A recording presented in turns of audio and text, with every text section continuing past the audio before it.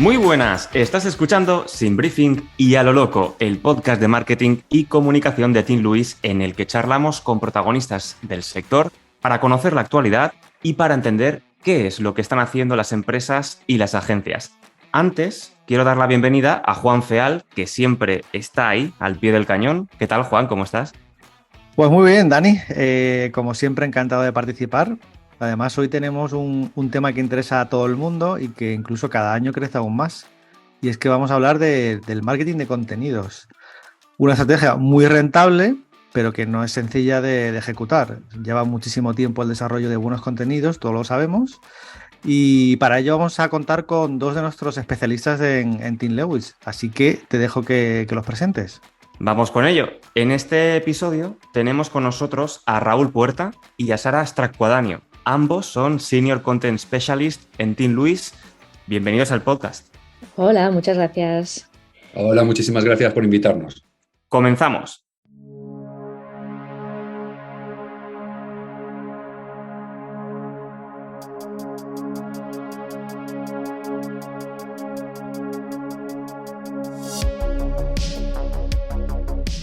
Antes de profundizar en este tema, nos gustaría que explicaseis qué es el marketing de contenidos desde vuestro punto de vista. ¿Qué nos podéis contar? Bueno, para explicarlo así un poco brevemente, estaríamos hablando de un conjunto de estrategias que sirven para atraer a potenciales clientes o para fidelizar a los clientes actuales que tienen una empresa o una marca, que al final de eso va el marketing, pero usando el contenido como gancho. Y estos contenidos pueden tomar muchas formas, formatos, muchos canales diferentes. Pero para mí lo importante es que en lugar de usar otras técnicas de marketing, como pueden ser descuentos, promociones, etc., lo que estás creando y dando a tu cliente es un contenido de valor, algo que puede ser útil o importante para él. Sí, yo creo que ese concepto de valor es fundamental, ¿no? A la hora de explicar el marketing de contenidos. A mí cuando me preguntan a qué me dedico, pues yo suelo contar que vendo palabras, ¿no? Entonces mucha gente se queda aquí sí un poco sorprendida y dice, ¿vendes palabras? ¿Y te las pagan bien? Digo, bueno, me las pagan bien siempre que aporten valor, ¿no? Yo que soy periodista de formación, pues en el mundo de la prensa, la radio, la televisión, las palabras que más valen son las que mejor informan, aclaran o destapan un tema, ¿no? Y en el marketing de contenidos, pues las palabras que más valen, como ha comentado Sara, pues son las que venden, las que fidelizan y las que generan nuevos clientes. O sea, conversión más engagement. Por tanto, el marketing de contenidos, como muy bien ha definido Sara, es una estrategia en la que no solo la palabra, sino la imagen, etcétera, la convertimos en valor para atraer al público a nuestra marca y vender nuestros productos o servicios. Perfecto. Y ahora que ya hemos entrado en detalle, queríamos hablar de los diferentes formatos que existen, que hay muchísimos, pero sobre todo, cuáles han surgido como resultado de la incorporación del mundo digital, ¿no? Y en ese sentido vosotros tenéis muchísima experiencia, porque habéis vivido además el cambio, ¿no? Del mundo analógico al mundo digital. Entonces, no sé si nos podéis contar un poco cómo habéis vivido este proceso y contar por encima un poco los formatos, ¿no? O los más habituales. Sí, es muy interesante el tema que comentas del cambio. Me gustaría empezar por ahí. Yo ese cambio lo veo de una forma algo contradictoria y me explico, ¿no? La incorporación al mundo online ha sido muy rápida, pero no todas las empresas se han adaptado aún. En la agencia Team Lewis todavía recibimos constantemente consultas de compañías que sorprenderían, que pueden ser de renombre, pero que no han adaptado aún sus contenidos al mundo online. Pero esto ocurre incluso en el caso de los medios. O sea, los ciudadanos, ¿cómo nos informamos? Pues en offline nos solemos informar con las grandes cadenas de radio, de prensa y de televisión que todos conocemos, ¿no? Pero sin embargo, si os dais cuenta, en online hay medios de comunicación que son nativos digitales que superan en usuarios a los medios tradicionales. No sé si aquí puedo dar ejemplos, pero se me ocurre uno que hay Diario, el Diario.es, el Confidencial, que tienen más usuarios que el propio país o el mundo. Solo es un ejemplo, ¿no? Lo que quiero decir con esto es que los nativos digitales han sabido adaptar su discurso y su estilo de comunicación a lo que demandan los lectores o espectadores online.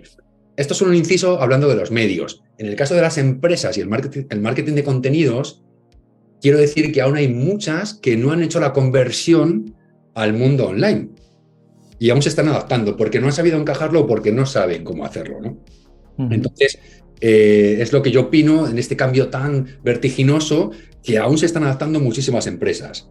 En cuanto a formatos, hay muchos nuevos, ¿no? Están los blogs, estudios de encuestas interactivas, los vídeos, los podcasts como este, infografías. Pero yo creo que ese cambio ha sido muy vertiginoso y aún lo están encajando muchas empresas. No sé qué opinas, Sara. Y esto es en referencia a lo que comentaba Raúl, en referencia a las empresas y en cuanto a cómo lo hemos vivido nosotros como profesionales y nosotros en la agencia. Creo que aquí lo que destacaría es que aquí en Team Lewis hemos tenido siempre muy claro, digamos, lo importante que era apostar por los contenidos, ¿vale? En todos los canales que se pueden requerir. Es cierto que venimos del PR y hemos aprovechado esa gran ventaja, ¿no? Todo lo bueno que eso nos ha aportado, y lo hemos ampliado con todo lo online. O sea, la importancia del online es indiscutible hoy en día, y precisamente, de hecho, diría que si los contenidos ahora mismo han adquirido cada vez más peso, es gracias a todo lo online, ¿no? Y de ahí que estamos. Y por eso contamos con un equipo especializado solo de contenidos, ¿no? Ha sido en respuesta a lo que nos pedían los clientes y nosotros como reacción, porque es que vimos que había esa oportunidad, ¿no? Creemos que contar con un equipo especializado en contenidos es un valor añadido y muy pocas agencias lo tienen, creo. Al final el secreto realmente es contar historias, ¿no? Y adaptarlas al mejor formato, ¿no? Sí, es una buena manera de decirlo, sí. Y en ese sentido, claro, vosotros que a lo mejor en el pasado incluso hacíais las revistas de empresa, ¿no? Estas cosas ya que se ven así tan antiguas. Claro, cómo hemos cogido eso y cómo lo hemos reconvertido a las diferentes audiencias, incluso las B2B, ¿no? Que son siempre las más complicadas, ¿no? Pero bueno, dejo a Dani. Fíjate que aquí en el tema del B2B, yo creo que en cambio en la B2B tiene mucho que hacer y mucho que decir en marketing de contenidos, ¿eh? Totalmente. Sí. Totalmente. Se pueden explorar muchas sendas desde el B2B. Y tanto.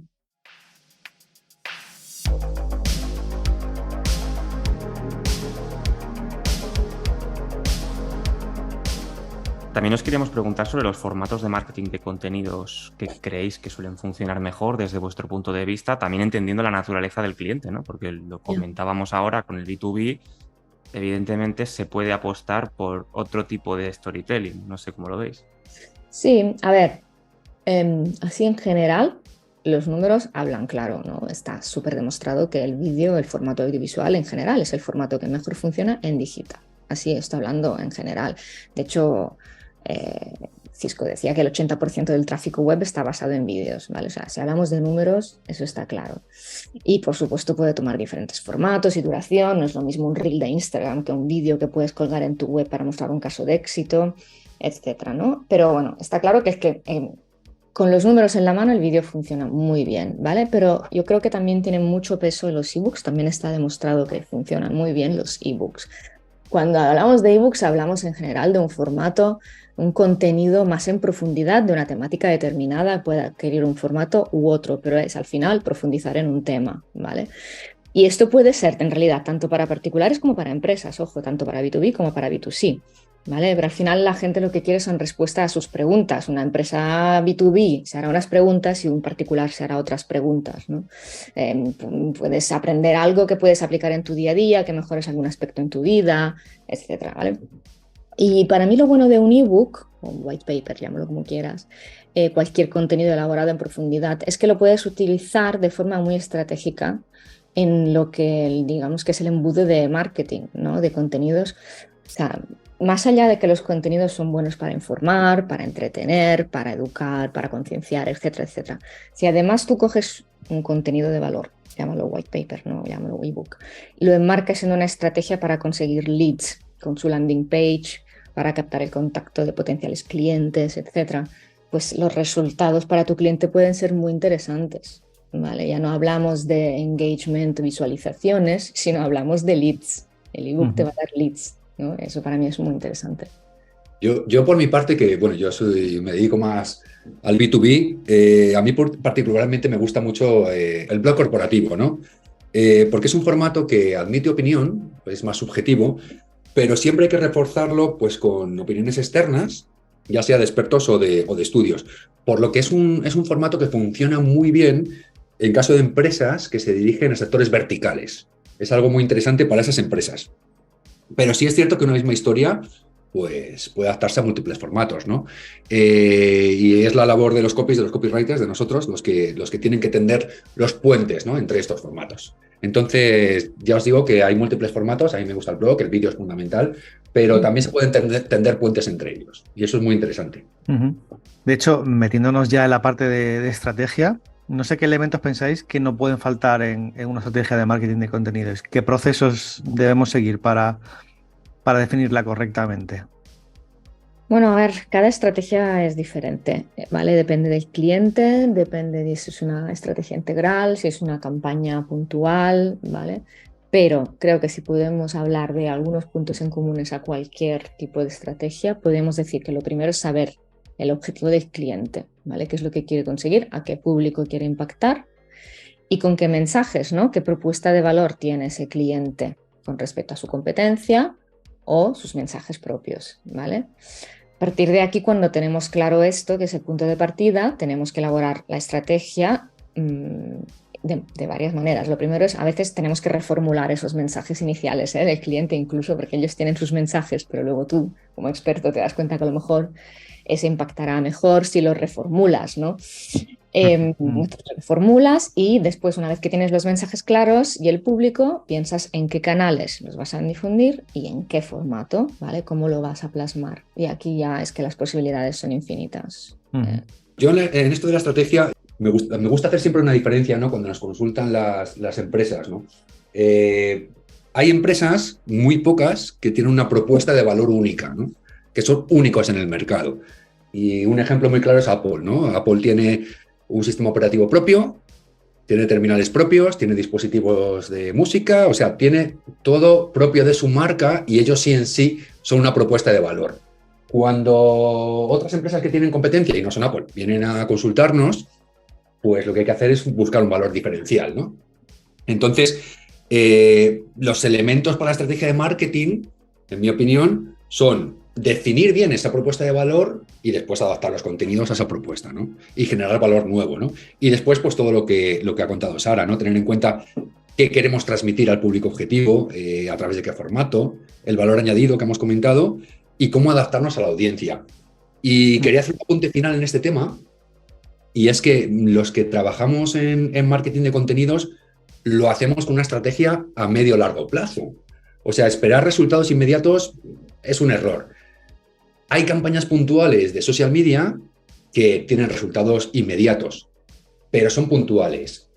Cuando una empresa tiene una estrategia de marketing de contenidos online, tiene que definirla a medio largo plazo. Creo que así es como funcionan las cosas.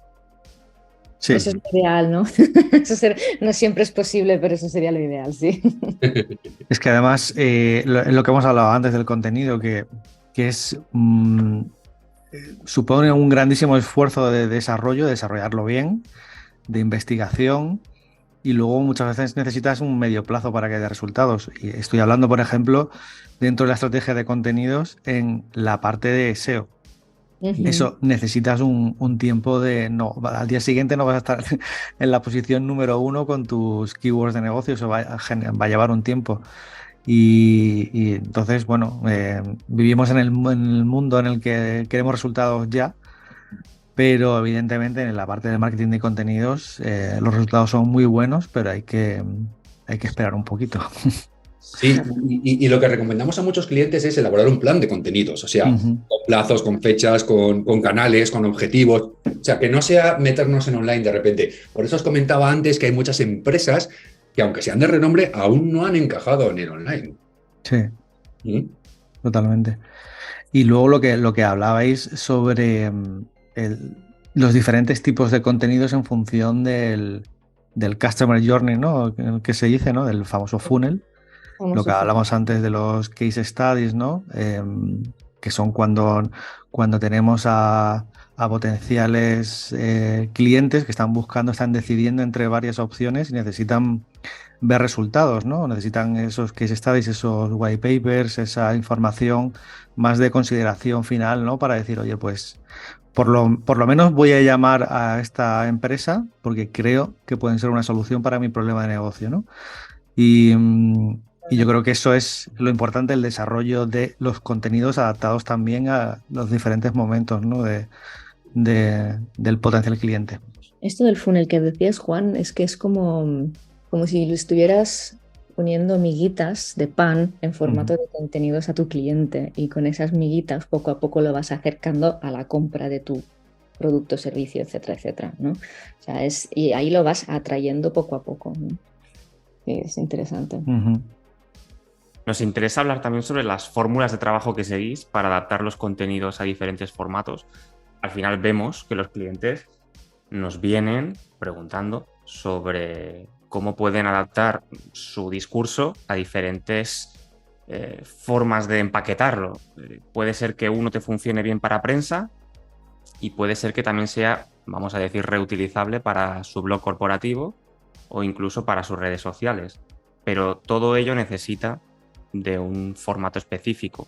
Sí, vamos, sin duda, sin duda. Y lo que has comentado es muy interesante porque realmente muchas veces el canal determina las particularidades del formato. Ahora lo explicamos, ¿no? Pero bueno, a la hora de adaptar ese contenido útil o valioso del que hablábamos a los diferentes formatos, lo primero que hay que hacer es tener en cuenta las particularidades de dicho formato, ¿no? Hay que pensarlo con antelación para preparar esos contenidos específicos y que tengamos más posibilidad de éxito. Y voy a explicar un poco lo del canal.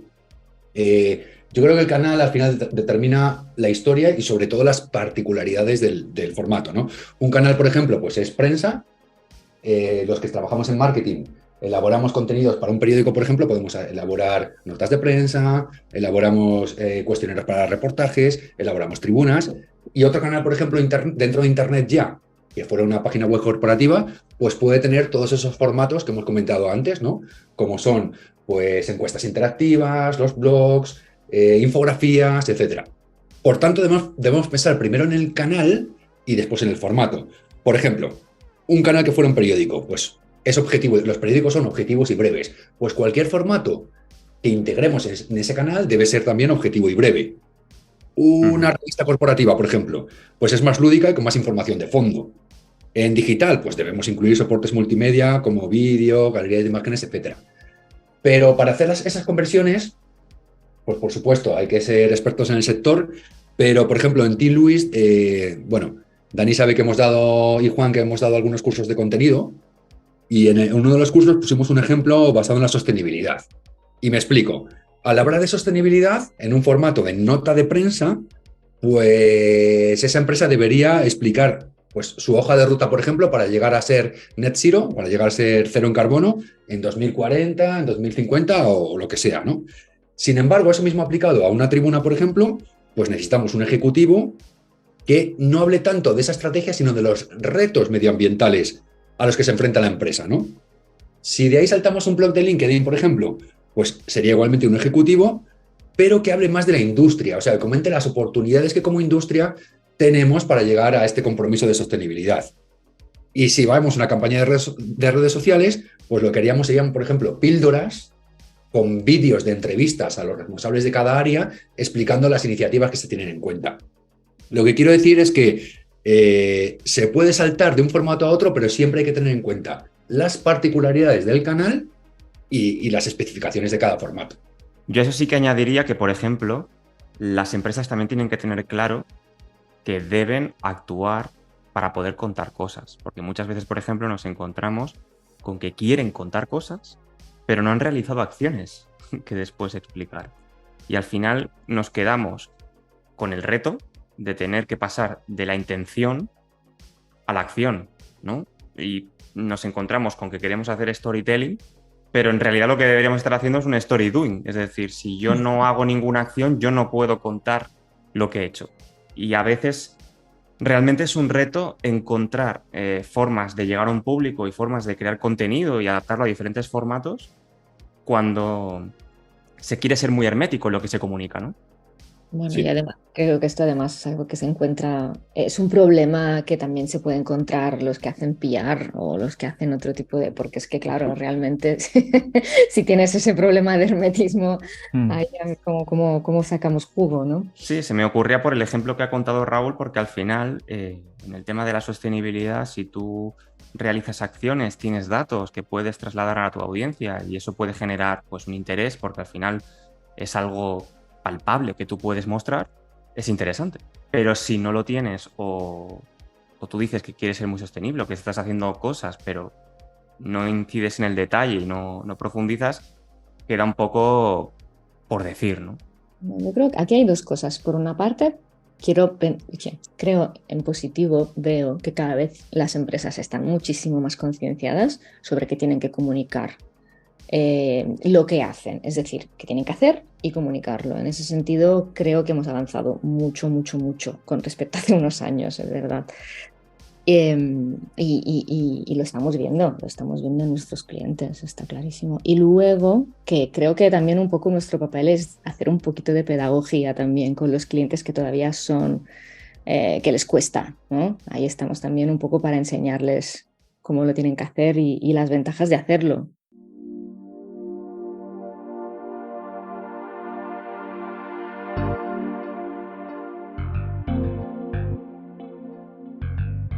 Y siguiendo un poco con el tema de la adaptación de contenidos a los diferentes formatos, siempre hay un tema que es muy interesante, que es cómo adaptar contenido técnico a audiencias más generalistas, ¿no?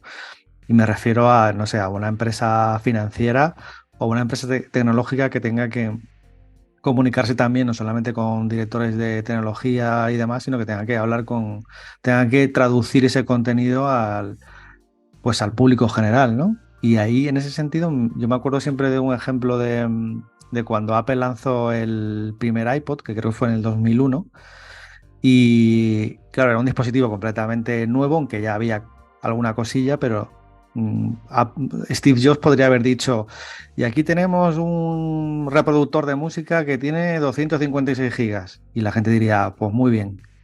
Y él dijo, aquí tienes un dispositivo con 10.000 canciones en el bolsillo.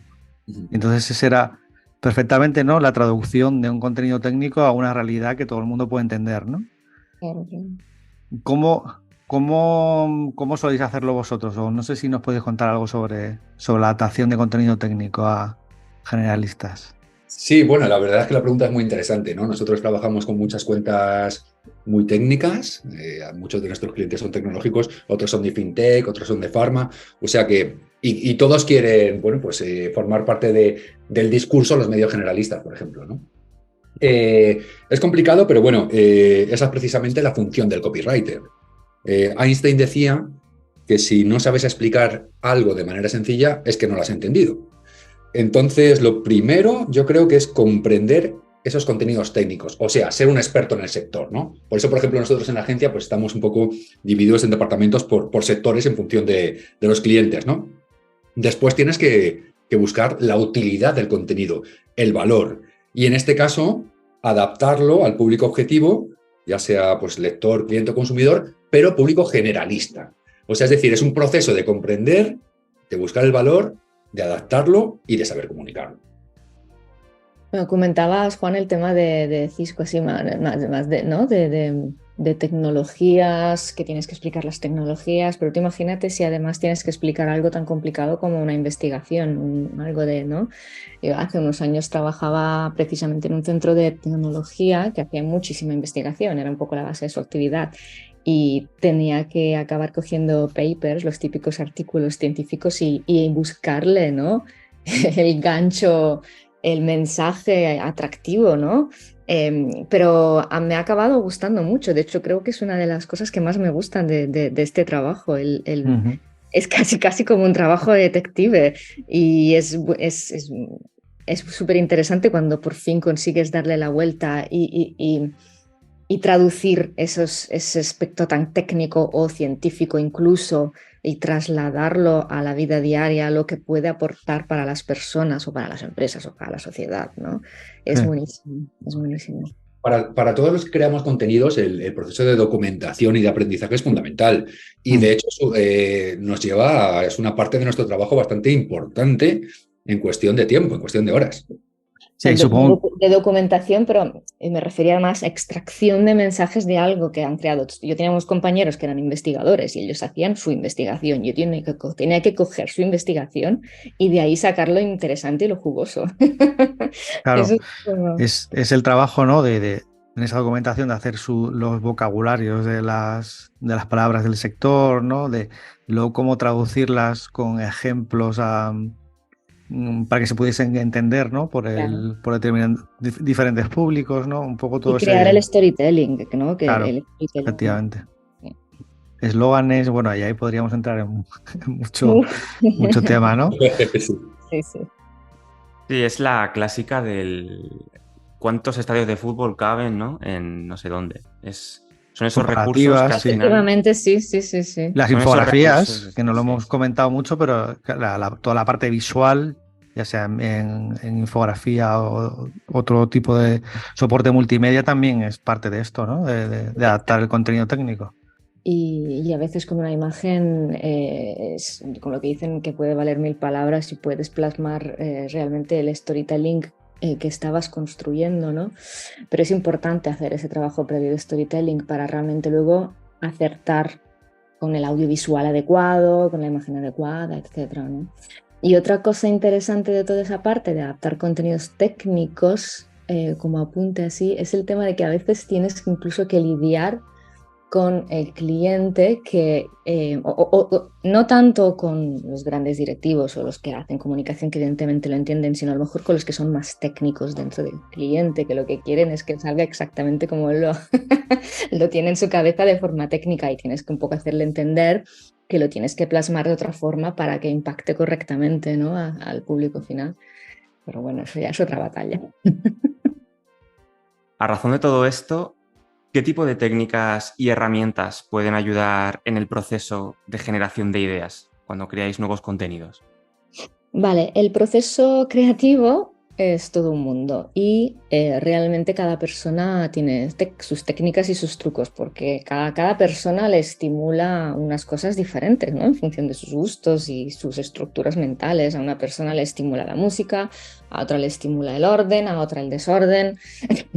Y a mí, por ejemplo, pues a mí lo que me funciona es el proceso de documentación y de información, ¿vale? Que es importantísimo en todos los casos a la hora de elaborar contenidos, pero además a mí me sirve también para generar ideas realmente, ¿no?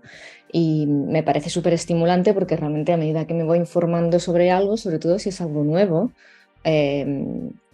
casi que noto cómo mis neuronas empiezan a hacer sus conexiones y eso genera ideas, ¿no? Luego, a partir de ahí, creo que es importante ponerlo negro sobre blanco y ordenar esas ideas, crear tus esquemas, tus bocetos e incluso en ese punto, cuando volcas lo que tienes en tu mente, a veces también ayuda a generar aún más ideas, ¿no? Pero repito, esto es bastante subjetivo, pero creo que estas dos cosas sí que son comunes, ¿no? El proceso de documentación sirve mucho y el proceso de ordenar un poco y estas ideas también sirve, ¿vale? Y a veces puede ocurrir, ¿no? Que de repente estás bloqueado, que no consigues tener nuevas ideas, que no sabes por dónde tirar. Eso ocurre, la verdad, en cualquier proceso creativo y en la creación de contenidos también. Mi truco, bueno, también hay varios trucos, pero me gustaría destacar que quizás a veces hay que pensar, ponerte un poco en la piel del lector o del cliente final, empatizar un poquito con esa audiencia, con esa persona y pensar qué necesita de mi contenido. A mí eso a veces, bueno, a menudo me desbloquea bastante. Yo, por ejemplo, en mi caso, más que para crear ideas, yo utilizo una técnica del periodismo que es para determinar si la historia tiene valor, ¿no? Recibimos muchos contenidos de clientes pues que para ellos son maravillosos, pero somos nosotros los que tenemos que digerirlos y decir, pues esto no es tan interesante o esto sí. Entonces, yo uso una técnica del periodismo que vosotros seguramente conoceréis, que es el acrónimo TRUTH, verdad en inglés. Entonces, cada una de estas siglas de esta palabra, de este acrónimo, puede añadir valor a la historia o al contenido que contamos, ¿no? Lo explico muy rápidamente para no enrollarme mucho, pero bueno, la T, la primera sería si el tópico, o sea, la historia es tópica oportuna, o sea, es relevante, es de actualidad, y ahí tendríamos que buscar el punto de vista único de nuestro cliente, ¿no? La R sería si la historia es relevante para los lectores. Ahí tenemos valor si es relevante. La U sería si es única o insólita, es decir, ¿podemos buscar algún aspecto inusual de esa historia? La T es la trágica o tragedia, es decir, hay que tratar de marcar esa historia que estamos contando de forma en que nuestro cliente o sus productos o servicios resuelvan el problema. Y por último, tiene que ser siempre la H de interés humano, ¿vale? Centrada en las personas. Bueno, esto es un inciso, que es una técnica que ya os digo que utilizo básicamente cuando recibo un contenido para evaluar si tiene valor. Entonces me hago estas preguntas y si no las tiene, pues intento responderlas. Intento buscar el contenido, hablar con el cliente y decir, bueno, tenemos que aportar esto otro, etcétera. Simplemente ¿Un clásico? Sí, un clásico total. Un clásico. Para los que somos veteranos en esto, o más bien mayores. Yo que soy más digital, Sí. también podría comentar, por ejemplo, todo lo que son la generación de contenido adaptado a las conversaciones a tiempo real. Es decir, utilizar diferentes tipos de herramientas para ver en relación a esos temas que trata tu cliente o en determinado Sí. tema, por ejemplo, cloud computing, por ejemplo, ¿no? Ver en redes sociales cuáles son los temas alrededor de ese término que se están hablando, ¿no? Cuáles son los más comentados y demás. Es una forma de identificar, por ejemplo, temas que están más calientes, ¿no? Total, pero eso Trabajar para mí también forma parte del proceso de Sí, documentación, eso totalmente, sí, sí. totalmente. Y luego también hay otras herramientas, por ejemplo, ya más tipo SEMrush y demás, que tienen dentro del propio... es un módulo que es de Topic Research, que están, la verdad es que merecen la pena, porque básicamente agrupan pues un montón de insights en relación con los términos que tú le tires, digamos, por ejemplo, cloud computing. Entonces, te vienen pues esos insights, esos nubes de tags relacionados, pero luego además páginas web que esas keywords son las más top, que tienen más tráfico, más visitas, blog posts relacionados que tienen más visitas. Entonces, digamos que te ayuda a tener insights para poder producir temas, ¿no? O generar nuevos temas relacionados con esos términos que tú ya previamente tienes asignados a los varias personas o a las audiencias o demás, y la verdad es que son bastante útiles.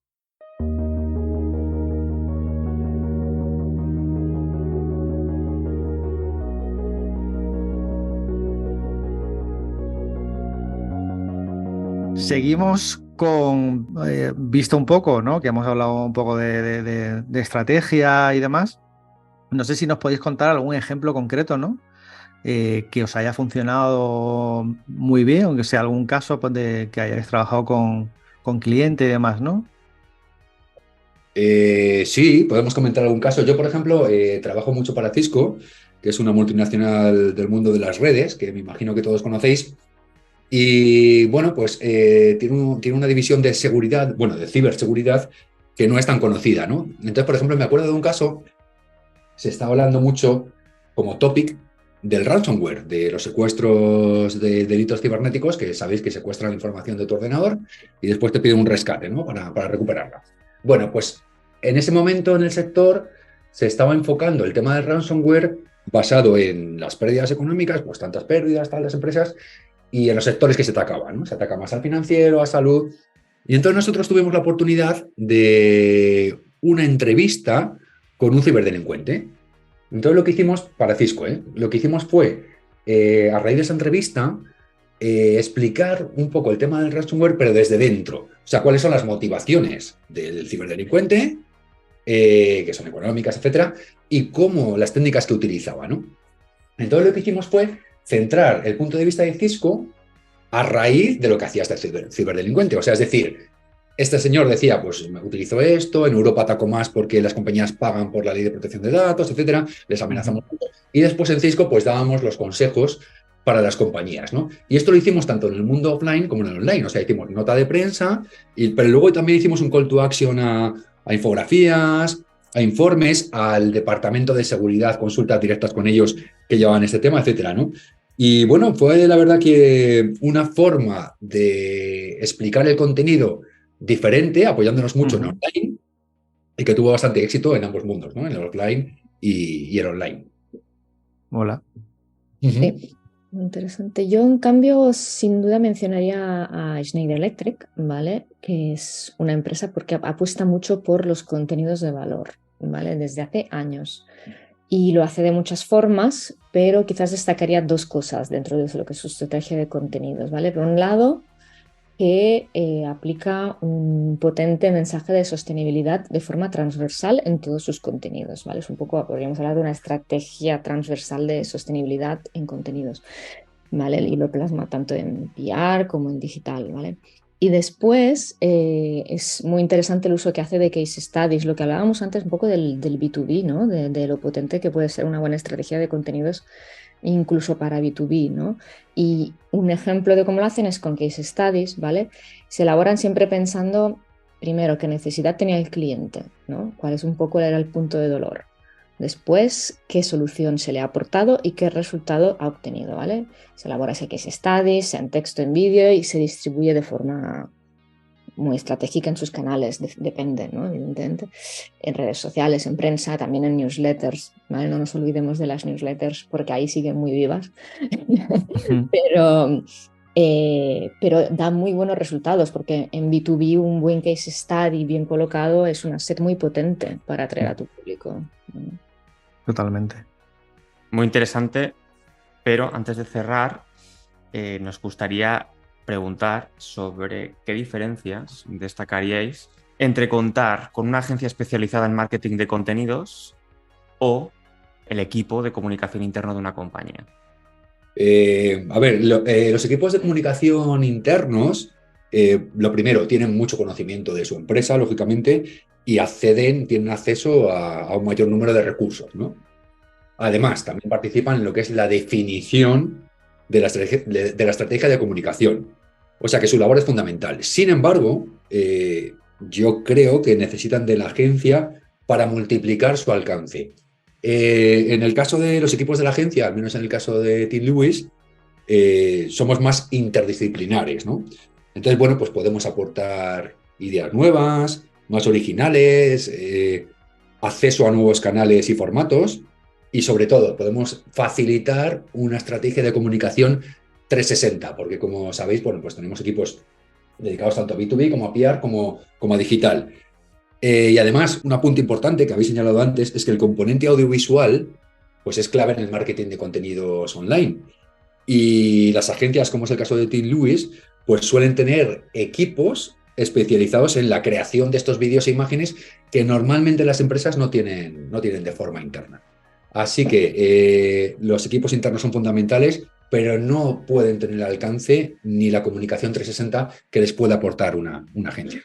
Es que nadie puede hacerlo todo solo en el contexto que tenemos ahora mismo en marketing de contenidos, en marketing digital en general, porque los retos son muchísimos, ¿no?